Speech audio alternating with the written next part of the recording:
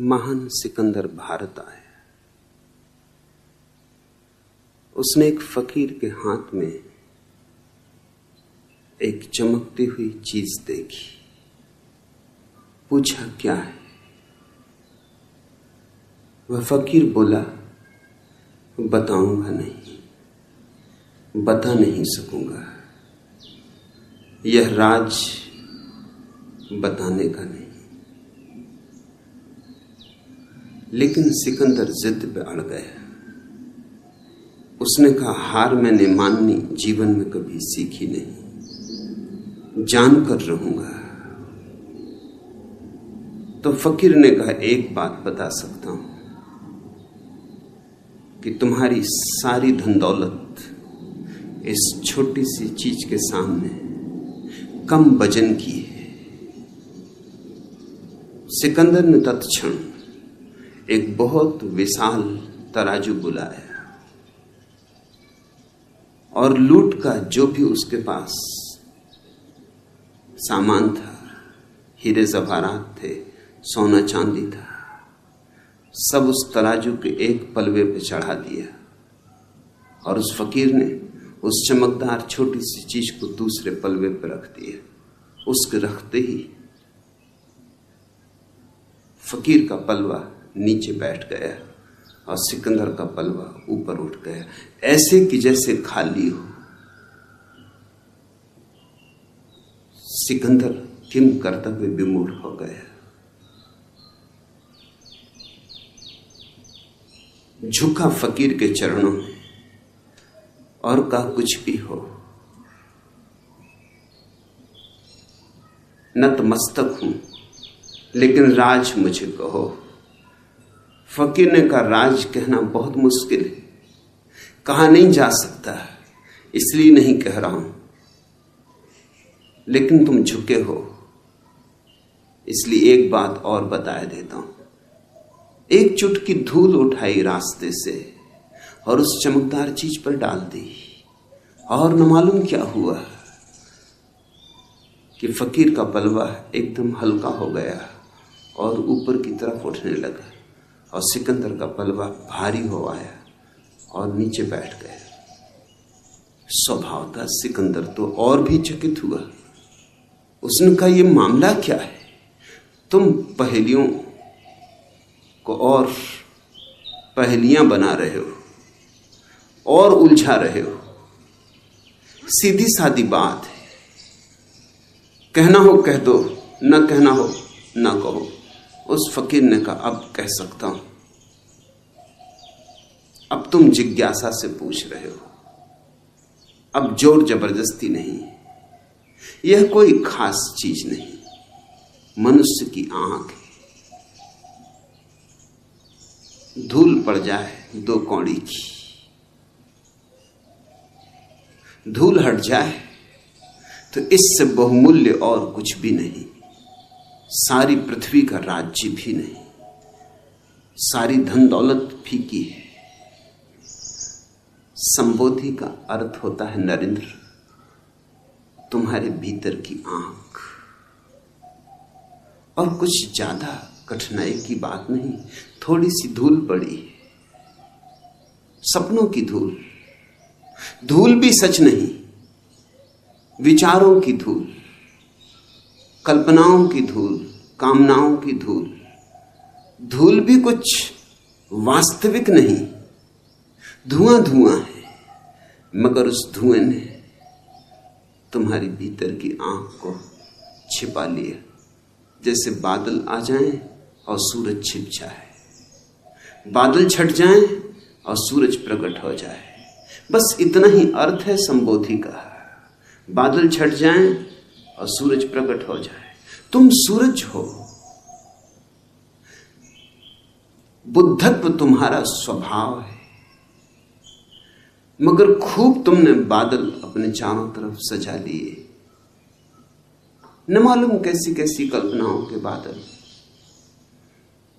न मालूम कैसी कैसी कामनाओं के बादल,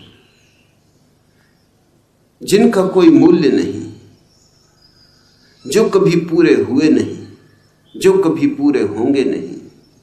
मगर तुम उस सब से घिरे हो जो नहीं है और नहीं होगा, और उससे चूक रहे हो जो है और जो सदा है और सदा रहेगा। संबोधि का अर्थ होता है जो है उसमें जीना, जो है उसे देखना, जो है उससे जुड़ जाना। जो नहीं है उस पर पकड़ छोड़ देना। अतीत नहीं है और हम अतीत को पकड़े हुए, बीत गया कल हम कितना संभाल कर रखे हुए, जैसे हीरे जवाहरातों को कोई संभाले। राख है, अंगारा भी नहीं, अब सब बुझ चुका है। जैसे कोई लाशों को ढोए, ऐसा हमारा अतीत है। और या फिर हम भविष्य की कामनाओं में उलझे सेक चिल्ली हैं, हम सोच रहे हैं ऐसा हो, ऐसा हो, ऐसा हो जाए। कितने सपने तुम फैलाते हो, कितने सपनों के जाल बुनते हो, और इन दो चक्कियों के पाटों के बीच जो दोनों नहीं है, अतीत नहीं है, नहीं हो चुका, भविष्य नहीं है, अभी हुआ ही नहीं, इन दो नहीं के बीच जो है वर्तमान का छोटा सा क्षण, वो दबा जा रहा है। इन दो चक्कियों के बीच में तुम्हारा अस्तित्व पिसा जा रहा है। अतीत से और भविष्य से जो मुक्त हो गया वह संबुद्ध है, वह बोधि को उपलब्ध हुआ, उसकी आंख खुली, उसकी आंख से धूल हटी।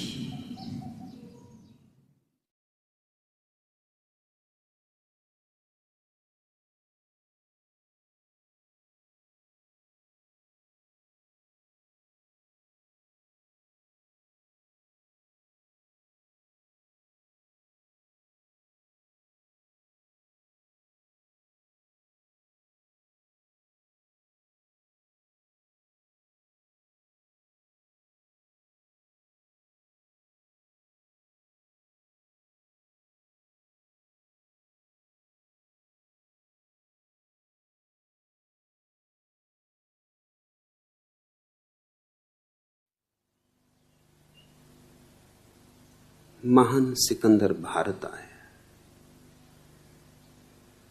उसने एक फकीर के हाथ में एक चमकती हुई चीज देखी। पूछा क्या है? वह फकीर बोला, बताऊंगा नहीं, बता नहीं सकूंगा, यह राज बताने का नहीं। लेकिन सिकंदर जिद पे अड़ गया। उसने कहा, हार मैंने माननी जीवन में कभी सीखी नहीं, जानकर रहूंगा। तो फकीर ने कहा, एक बात बता सकता हूं कि तुम्हारी सारी धन दौलत इस छोटी सी चीज के सामने कम वजन की है। सिकंदर ने तत्क्षण एक बहुत विशाल तराजू बुलाया और लूट का जो भी उसके पास सामान था, हीरे जवाहरात थे, सोना चांदी था, सब उस तराजू के एक पलवे पे चढ़ा दिया। और उस फकीर ने उस चमकदार छोटी सी चीज को दूसरे पलवे पे रख दिया। उसके रखते ही फकीर का पलवा नीचे बैठ गया और सिकंदर का पलवा ऊपर उठ गया, ऐसे कि जैसे खाली हो। सिकंदर किम कर्तव्य विमूढ़ हो गया। झुका फकीर के चरणों में और कहा, कुछ भी हो, नतमस्तक हूं, लेकिन राज मुझे कहो। फकीर ने कहा, राज कहना बहुत मुश्किल है, कहा नहीं जा सकता, इसलिए नहीं कह रहा हूं, लेकिन तुम झुके हो, इसलिए एक बात और बता देता हूं। एक चुटकी धूल उठाई रास्ते से और उस चमकदार चीज पर डाल दी, और न मालूम क्या हुआ कि फकीर का पलवा एकदम हल्का हो गया और ऊपर की तरफ उठने लगा, और सिकंदर का पलवा भारी हो आया और नीचे बैठ गया। स्वभाव था सिकंदर तो और भी चकित हुआ। उसने कहा, यह मामला क्या है?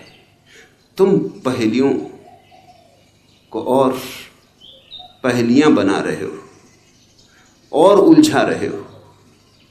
सीधी सादी बात है, कहना हो कह दो, न कहना हो न कहो। उस फकीर ने कहा, अब कह सकता हूं।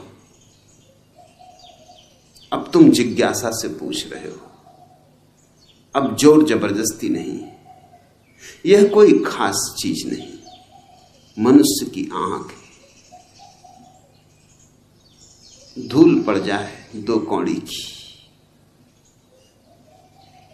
धूल हट जाए तो इससे बहुमूल्य और कुछ भी नहीं।